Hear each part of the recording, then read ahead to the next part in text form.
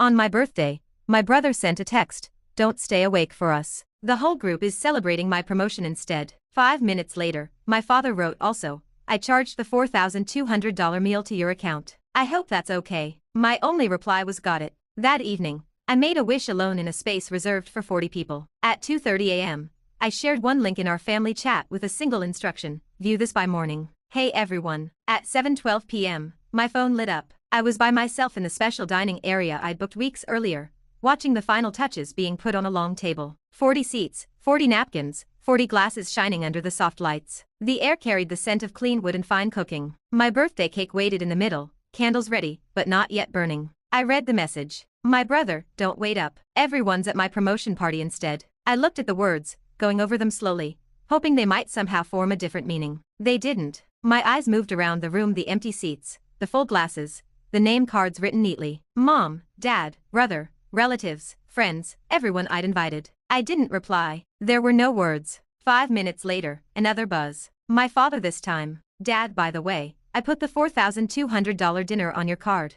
Hope that's fine." The breath left me. I didn't sit. I didn't cry. I didn't even feel mad at first. My body knew this feeling too well, and went straight to empty. I typed one word, "noted." Then I put my phone away. A server came over carefully. "Shall I bring drinks?" he asked. "Not yet," I said. He gave a kind, professional nod, acting as though he didn't see a birthday celebration quietly falling apart. I went to the window and watched the city outside. Cars drove past, people on their way to be together, to celebrate. I wondered if anyone had looked forward to this evening as much as I had. I'd organized this meal for months, not for something fancy, but for one night where I wouldn't feel like a second thought. I'd paid the deposit, chosen the place, picked foods I knew each person enjoyed who didn't like spice, who avoided seafood. I even picked a room big enough so no one would be crowded. 40 seats. I'd never needed 40 seats before. I thought it might mean something. My brother's promotion wasn't unexpected. His successes had always been the sun our family orbited. Each of his wins brought parties, applause, stories told again and again. Mine were quieter, noticed,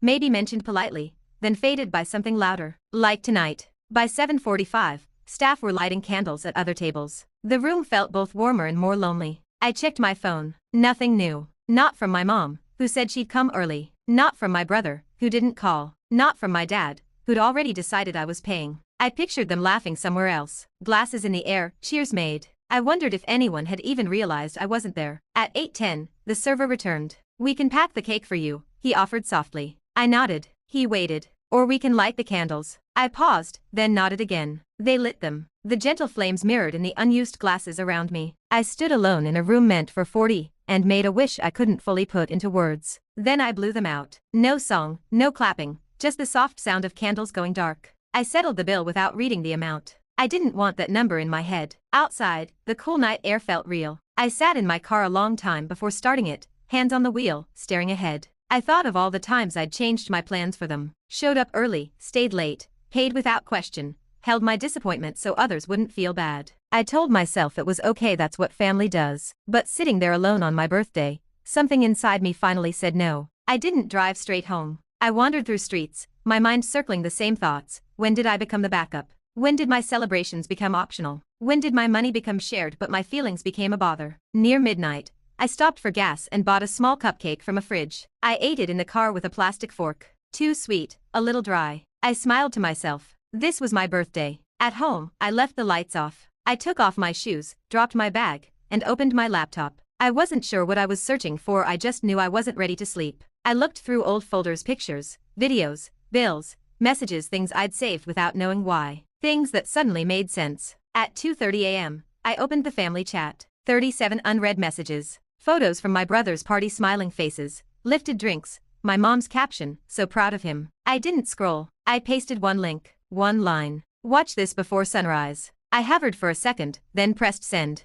I shut my laptop fast. Whatever came next, I didn't need to watch it unfold. That was the moment everything I'd kept quiet finally began to rise. I didn't check my phone as soon as I woke. For a minute, the morning was calm, too calm for the night I'd had. Sunlight spread across my wall, warm and unconcerned, as if nothing had changed. But I knew it had. When I finally turned my phone over, it shook in my hand. 17 missed calls, too many messages to read. The family chat wasn't celebrating anymore. The party photos were buried under shock, worry, and frustration. My mom's name appeared again and again. "Why did you send that? Call me." This didn't need to be shared. My brother wrote simply, "What did you do?" I sat on my bed and read slowly. What surprised me wasn't their reaction, it was mine. My chest wasn't heavy. My hands were still. For the first time, I wasn't bracing for a blow. The link wasn't loud. No added drama. No sad music. It was simply the quiet record of my place in this family. Receipts for holidays I'd covered just this once. Banknotes showing meals, events, emergencies put on my card.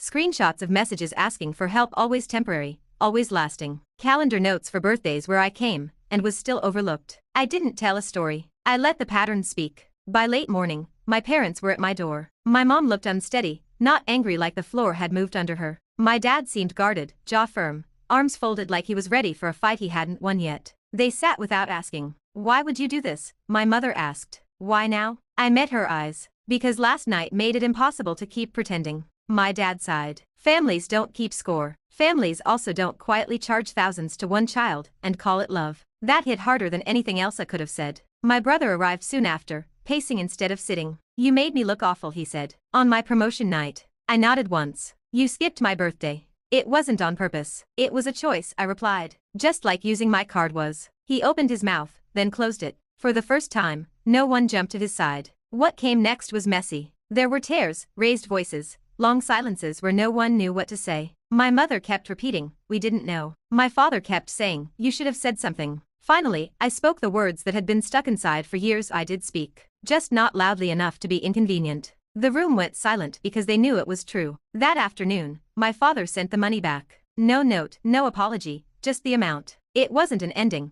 but it was recognition. The weeks after felt different. I stopped answering right away, stopped offering help before being asked, stopped paying without talking it through. And something unexpected happened. Nothing fell apart. My brother sorted things himself. My parents became more thoughtful with their asks. Family plans began with real talk, not assumptions. It was awkward, but it was real. A month later, my mom met me for coffee. She seemed smaller, less sure. "I didn't realize how much we depended on you," she said quietly. I stirred my drink. "You leaned because I never moved away." She nodded. "I thought you were okay." "I was getting by," I said. "That's not the same." She didn't disagree. That meant something. My next birthday was simple. No big plans, no room for 40, just a meal with friends who came because they wanted to. When the candles were lit, I wasn't alone. And for the first time, I didn't feel I had to earn the moment. Here's what I learned, the truth that finally let me breathe. Being dependable doesn't mean you're respected. Being giving doesn't mean you're valued. If you always carry the cost with your feelings, your money, in silence, people stop seeing there is a cost at all. Love without limits becomes duty. Family without responsibility becomes expectation. The night I sent that link wasn't about payback. It was about being seen. And the moment I stopped accepting a role that hurt me, everything shifted. Not with noise, not with drama, but for good. I didn't lose my family. I found myself. And that is where this story really ends.